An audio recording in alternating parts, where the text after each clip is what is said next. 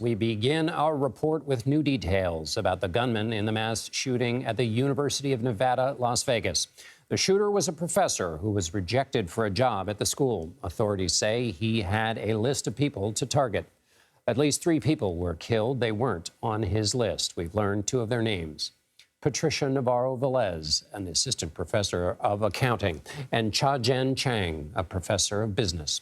Our Omar Villafranca reports from Las Vegas that it appears the gunman was not targeting students. Tonight, Las Vegas police releasing this video of the gunman being taken down by officers just outside the campus building where he killed 3 faculty members. They say he was carrying this legally purchased 9mm handgun and 11 magazines. We do not know how many rounds he has fired.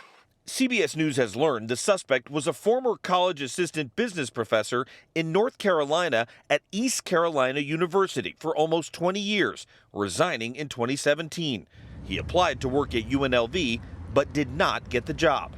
Investigators say he sent at least 22 envelopes containing an unknown white powder to faculty at UNLV and in North Carolina. Yesterday's horrific shooting leaves this campus in shock. Hang on, just follow their instructions. Students hid in dark classrooms before being ushered out to safety by police.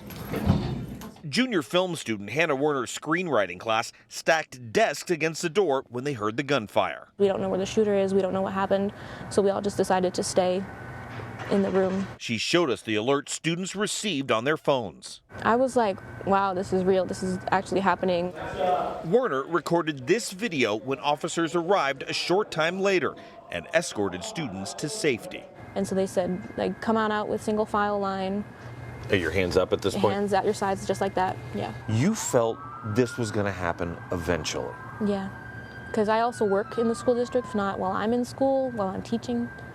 But it could also happen while I'm at the movie theater. It could happen at the mall. Are you going to allow yourself to cry, to deal with this? Eventually. Eventually. Yeah. Oof, and Omar joins us now from Las Vegas. Omar, what do we know about the victims in the shooting?